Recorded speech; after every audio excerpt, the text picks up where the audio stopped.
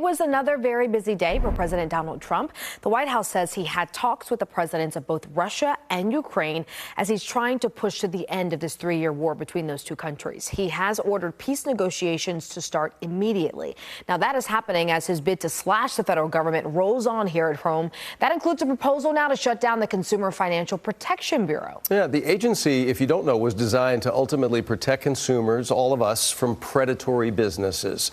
So what's the argument against it? What does it mean for your wallet? We like to kind of narrow things in here on The Focus. I-Team reporter Ginger Allen with us. So probably best to start at the beginning for people who just maybe have no clue what this thing is or what it does. Yeah, you're right. So let's do that. The Consumer Financial Protection Bureau, or it's called the CFPB, was created in 2010. It was a response to that 2008 mortgage crisis, and it was created to protect consumers against issues like predatory lending, junk fees, and illegal debt collecting, just to name a few there. But the way it was set up is what's at issue right now. While Congress decides budgets for most federal agencies, the CFPB's funding comes directly from the Federal Reserve. The Trump administration and Elon Musk claim this led to massive waste and fraud, and then Republicans have long complained that the agency lacks oversight, pointing to a 2023 data breach that impacted 250,000 Americans. And then banks say the CFPB is heavy-handed with its regulations. I'm glad you mentioned that, because what kind of regulations specifically are we talking about? Okay, so the agency has limited credit card fees. It's made mortgage loans easier to understand and forced several companies to return money to consumers. In fact, one of the latest judgments was just last month. You may have heard this about Cash App. The CFPB ordered the company that operates Cash App to repay $120 million to users who lost money through the app because of fraud. The order also required Cash App to set up a 24-hour customer service. So now, obviously, both of these issues are stalled, and they may not happen at all because the CFPB's operations have been suspended. Yeah, so operations are currently suspended for sure at the moment, right?